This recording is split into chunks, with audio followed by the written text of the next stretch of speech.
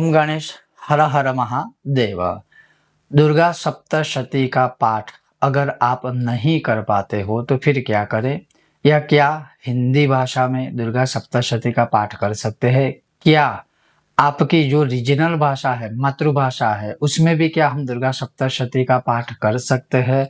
और अगर इन सारे प्रश्नों के उत्तर में अगर एक महत्वपूर्ण प्रश्न जो शुरुआत में कहा कि अगर हम दुर्गा सप्तशती का पाठ ना कर पाए तो फिर दुर्गा सप्तशती के पाठ का जो फल है वो हम कैसे प्राप्त कर पाए? और आज का आपके द्वारा पूछे गए ये कुछ महत्वपूर्ण प्रश्न है, उसी के ऊपर हमारा आज का यह विषय और वीडियो है। अगर आपको आज का यह विषय वीडियो पसंद आता है तो लाइक कीजिएगा, शेयर कीजिएगा। चैनल पर नए हो तो जय माता दी, हर हर महादेव, ओम गणेश बोलकर लिख कर आप सब्सक्राइब अवश्य कीजिएगा। तो चलिए शुरू करते हैं। तो पहले तो ये कि दुर्गा सप्तशती का पाठ अगर ना कर पाए तो मैं ये कहूँगा कि आप प्रयत्न कीजिए दुर्गा सप्तशती का पाठ करने के लिए, लेकिन इतना आसान भी नहीं है, इतना सरल भी नहीं है, क्योंकि दुर्गा सप्तशती के एक एक मंत्र में एक हम कह सकते हैं कि शक्तिशाली, जो कहते हैं ना परमाणु की तरह ताकत है, शक्ति है।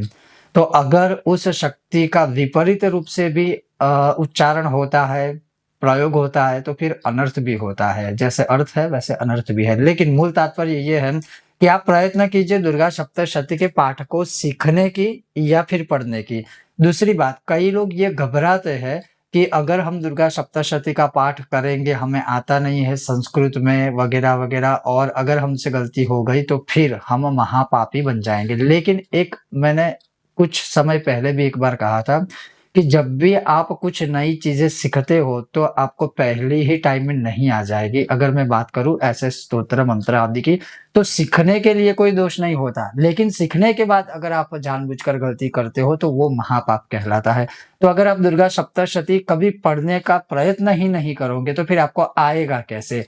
दूसरी बात, अगर दुर्गा सप्तशती का संस्कृत में आपको पाठ करना है तो उसका जो पूरा विधि विधान है, जैसे हमने पाठ पूरा एक बनाया है, हर एक न्यास से लेकर के विनियोग संकल्प से लेकर के कवच, अर्गला, कीलक, 13 अध्याय है, उससे पहले नवारण मंत्र जाप, विनियोग। संक्षिप्त में अगर कहे तो पूर्ण रूप से जो दुर्गा सप्तशती का पाठ किया जाता है वो हमने अपलोड हमारी चैनल पर प्लेलिस्ट में बना के रखा हुआ है। लेकिन फिर भी मैं ये कहूंगा कि अगर आप दुर्गा सप्तशती का पाठ नहीं कर पाते हो तो एक दुर्गा सप्तशती का पाठ आप एटलीस्ट बैठकर श्रवण कीजिए, सुनिए।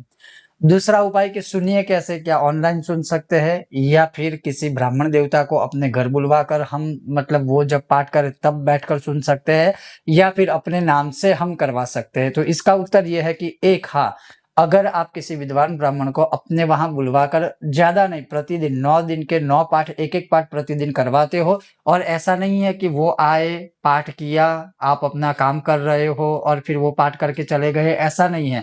भले ही आपको संस्कृत भाषा का ज्ञान ना हो, लेकिन श्रवण मात्रे न, जैसे हम बहुत सारे मंत्र स्तोत्र ऑनलाइन सुनते हैं जिसका हमें नॉलेज नहीं है, लेकिन सुनने में हमको शांति मिलती है, सुनने से शांति मिलती है, वैसे ही दुर्गा सप्तशती का पाठ आपको आए ना आए, अर्थ समझ आए कि ना आए, लेकिन देव भाषा संस्कृत भाषा में जब विद्वान ब्राह्मण आपके वहां आकर पाठ करते हैं, आपको भी उनके साथ बैठकर पूरे पाठ को सुनना है। पूरी जो प्रोसेस न्यास आदि से वो जिस तरह से वो कर रहे हैं उसको आपको देखना भी है, सुनना भी है।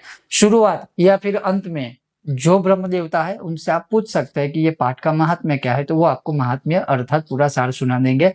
ये एक उत्तम तरीका है अगर आप खुद दुर्गा सप्तशती का पाठ नहीं कर पाते हैं तो। दूसरा क्या कर सकते हो आप? तो दुर्गा सप्तश्लोकी, मतलब जब कली काल के विषय में कि इस कली काल में कोई ऐसा उपाय देवी आप हमें बताइए। क्यों? शिवजी ने ये पूछा था कि कलौ चंडी विनायको, जो नियम है कि कली काल में चंडी अर्थात माता रानी और विनायक अर्थात भगवान गणेश, ये दो है जो शीघ्र ही और बहुत जल्द प्रसन्न होते हैं किसी भी पूजा पाठ या साधना या उपासना से।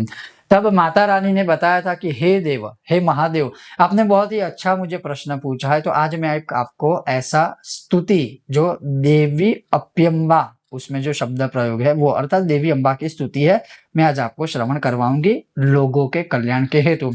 फिर वो जो दुर्गा सप्तश्लोकी है उसमें 7 श्लोक है, सातों के सातों श्लोक इतने चमत्कारिक मंत्र के रूप में काम करेंगे आपके लिए कि आप उसका अनुभव खुद कर पाएंगे। तो कहने का तात्पर्य ये है कि हम पूरे पाठ को क्या कहते हैं, दुर्गा सप्तशती। उसी दुर्गा सप्तशती में से 7 श्लोक ऐसे हैं जो भगवती स्वयं महादेव को सुनाती है, श्रवण करवाती है, और उसको कहा जाता है सप्तश्लोकी दुर्गा या फिर दुर्गा सप्तश्लोकी। अर्थात जो 7 श्लोक पूरे दुर्गा सप्तशती में से 700 मंत्रों में से, कहते हैं ना कि जैसे छन्नी से छान कर कुछ निकाला जाए, वैसे ही पूरे दुर्गा सप्तशती को छान के माता रानी ने महादेव जी को ये दुर्गा सप्तश्लोकी श्रवण करवाया था। तो अगर आप दुर्गा सप्तश्लोकी के भी पाठ करते हो तब भी आपको पूर्ण दुर्गा सप्तशती के समान, मैं ये नहीं कहूंगा कि दुर्गा सप्तशती जितना, के समान आपको एटलीस्ट फल प्राप्त होगा। लेकिन उसका महत्व क्यों ऐसा है दुर्गा सप्तश्लोकी का, एक तो उसमें रोगान शेषान अर्थात रोगों को हरने के लिए जो पूरा मंत्र है, जो आजकल बीमारियां फैली हुई है ज्यादातर जो सब कुछ है, और हर परिवार में यही चीजें चाहिए कि एटलीस्ट सबका जो हेल्थ है, स्वास्थ्य है, ठीक रहे। उसमें सर्वाबाधा प्रशमनम जो दुर्गा सप्तश्लोकी का 7वां श्लोक है, जो शत्रु और बाधा बंधनों से आपको छुटकारा दिलाएगा। सर्वमंगल मांगल्य भी है उसमें, अर्थात सभी का तो कल्याण हो लेकिन मेरे परिवार का भी कल्याण हो। भय प्यस्त्राहि नो देवी, अर्थात किसी भी प्रकार का भय है उसमें से आपको मुक्ति प्राप्त होगी। तो कहने का तात्पर्य है कि इसमें 7 श्लोक ऐसे हैं कि जो बहुत ही उत्तम है। तो एक आप सप्तश्लोकी दुर्गा के पाठ करके भी दुर्गा सप्तशती का जो है पाठ का फल इसके समान प्राप्त कर सकते हो। दूसरा, शृणु देवी प्रवक्ष्यामि कुंजिका सूत्र उत्तमम येन मंत्र प्रभावेन चंडी जापः शुभो भवेत्। चंडी जापः शुभो भवेत्, चंडी पाठः शुभो भवेत् नहीं है। अब यहाँ पर बहुत सारे वाद विवाद संवाद हो सकते हैं कि जाप वही पाठ है, पाठ वही जाप है, हालांकि दोनों में अंतर कितना है हमें पता है, लेकिन उसमें ज्यादा ना जाके मैं सिर्फ ये कहूंगा कि अगर आप दुर्गा सप्तशती का पाठ नहीं कर पाते हो तो आप श्री सिद्ध कुंजिका स्तोत्र का पाठ कीजिए। लेकिन मैं यहाँ पर मेरा तर्क थोड़ा अलग सा भी ये भी है कि अगर आपको सिद्ध कुंजिका स्तोत्र पढ़ना आता है, जैसे उसमें बीज मंत्र है, मतलब हमारी भाषा में कहे तो हैवी बीज मंत्र है, काफी भारी बीज मंत्र है, अम कम चम टम तम पम वाला, अगर आपको ये पढ़ना आता है तो फिर दुर्गा सप्तशती तो पढ़ना आना ही चाहिए अगर आपको कुंजिका स्तोत्र आता है। क्योंकि कुंजिका स्तोत्र में जितना मतलब है कि पाम पिम पुम पार्वती पूर्णा खम खिम खुम के चरिथिता साम सिम सुम, अर्थात जितने भी बीज मंत्र है जो शक्तिशाली, जो सारे कुंजिका स्तोत्र में है, तो फिर उससे तो कम मात्रा में बीज मंत्र कहे या ऐसे शब्द या मंत्र कहे जो दुर्गा सप्तशती में है, तो फिर क्यों नहीं आए। लेकिन दुर्गा सप्तशती शायद सबको लंबा पाठ लगता है और कुंजिका स्तोत्र 1 मिनट में पूर्ण हो जाएगा, मतलब बड़े वीडियो और शॉर्ट्स में ही सबको बड़े वीडियो वाला फल चाहिए। आप समझ सकते हो मेरा कहने का प्रयत्न क्या है। तो ऐसा नहीं है, अगर हाँ आपको नहीं आता है पाठ तो जैसे मैंने कहा श्रवण कीजिए दुर्गा सप्तशती का, दुर्गा सप्तश्लोकी आप पढ़ सकते हो, कुंजिका स्तोत्र भी पढ़ सकते हो, उससे भी आपको उसके समान आपको फल प्राप्त होगा। फिर दुर्गा 32 नाम माला है, तो जो दुर्गा माता रानी के जो 32 नाम है, ब्रह्मा जी आदि के द्वारा जब स्तुति की गई थी तो माता रानी ने स्वयं प्रसन्न होकर माता रानी के जो 32 नामों की स्तुति की गई थी उसके विषय में सारे अनुष्ठान आदि आपको श्रवण करवाए थे। तो दुर्गा 32 में हालांकि ऐसा कोई महात्म्य नहीं है, ऐसा कोई प्रमाण नहीं है कि आपको उसके जितना फल प्राप्त होगा, ये मेरी तरफ से सिर्फ एक एडवाइस है। अब उसके अलावा जैसे दुर्गा सप्तशती के आरंभ से पूर्व कवच है, अर्थात देवी कवच है, देव्या कवचम, कीलक है, अर्गला है, कवच अर्गला और कीलक है।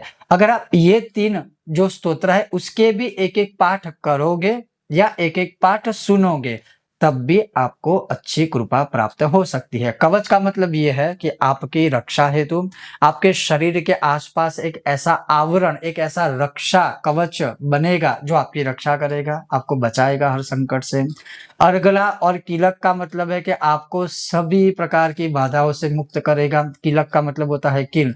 तो उसी प्रकार से अगर किसी ने आपके परिवार ऊपर भी कुछ किया गया है तो उससे भी आप मुक्त हो जाओगे। तो मेरा सिर्फ कहने का तात्पर्य ये है कि अगर दुर्गा सप्तशती का पाठ आप ना कर पाए तो जो चीजें मैंने आपको, जो प्रामाणिक चीजें हैं शास्त्रों के अनुसार आपको मैंने वही बताई है, आप उतना करने मात्र से भी दुर्गा सप्तशती के समान फल प्राप्त कर सकते हो। फिर भी मेरी तरफ से एकमात्र आपको सलाह ये रहेगी कि अगर आप पाठ नहीं कर पाते हो तो अवश्य आप पाठ विद्वान ब्राह्मणों के द्वारा सुनिए। अगर वो भी नहीं कर पाते हो तो मैं दुर्गा सप्तशती के ही आपको कुछ अध्याय बताता हूँ जिसका पाठ सुन सकते हो या कर भी सकते हो। जैसे एक देवी सूक्तम है जो पहले अध्याय में देवी उवाच से शुरू होता है, देवी सूक्तम, जिसमें या देवी सर्वभूतेषु सर्वस्व आता है, तो वो भी उसमें सब कुछ आ गया। शांति है, विद्या है, बुद्धि है, ज्ञान है, मातृ कृपा है, सब कुछ। आप उसका पाठ भी कर सकते हो।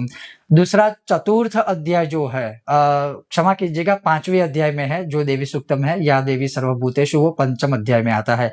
फिर जो चतुर्थ अध्याय है जो शक्रादि स्तुति, अर्थात शक्रादय सुरगणा निहतेति वीर्ये तस्मिन् दुरात्मनि सुरारि बले च देव्याः, ये जो शक्रादि स्तुति है वह भी बहुत उत्तम है। और इसी स्तुति के माध्यम से हम जब बड़े यज्ञ करते हैं तो पूर्णाहुति में यही स्तुति बोली जाती है। तो यह स्तुति भी माता भगवती को बहुत ही प्रसन्न करने वाली है। आप एकादश अध्याय का भी पाठ कर सकते हो। और अगर आप मुझे पूछे तो मैं ये कहूंगा कि आप 12वां अध्याय जो है देवी महात्म्य, 12वां अध्याय दुर्गा सप्तशती का, जिसमें भगवती स्वयं प्रसन्न होकर बहुत प्रकार के वरदान देती है कि जो भी इस देवी महात्म्य का पाठ करता है या करेगा तो उसको क्या क्या फल प्राप्त हो सकता है। छोटे बच्चों की नजर से लेकर छोटे बच्चों के ग्रहों से लेकर के जो भी मनुष्य को इस संसार में चाहिए वो सब कुछ प्राप्त करवाती है माँ भगवती, माता रानी। तो 12वें अध्याय का भी आप पाठ कर सकते हो, उससे भी आपको दुर्गा सप्तशती का थोड़ा बहुत ज्ञान भी होगा, उसका जो फल है वो भी आपको प्राप्त होगा। तो मेरा सिर्फ कहने का तात्पर्य ये है कि आप जो भी करें एक अच्छे तरीके से करें, प्रॉपर करें, मार्गदर्शन में करें और सही तरह से आप करेंगे ये पाठ वगैरह, तो उसका फल या माता रानी की कृपा भी तो आपको अवश्य प्राप्त होगी ही होगी। और हाँ, अगर आप अपनी मातृभाषा में भी पाठ करते हो, जैसे हिंदी में अगर आपको पाठ श्रवण करना है, मराठी में करना है, गुजराती में करना है, तेलुगु, तमिल, जो भी भाषा में है,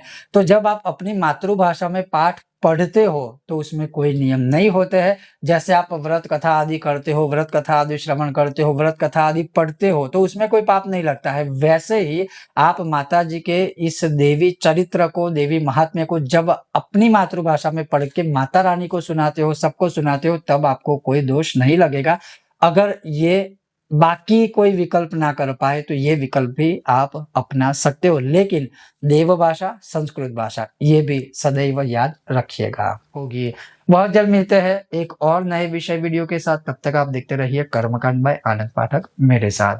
ओम गणेश, हर हर महादेव।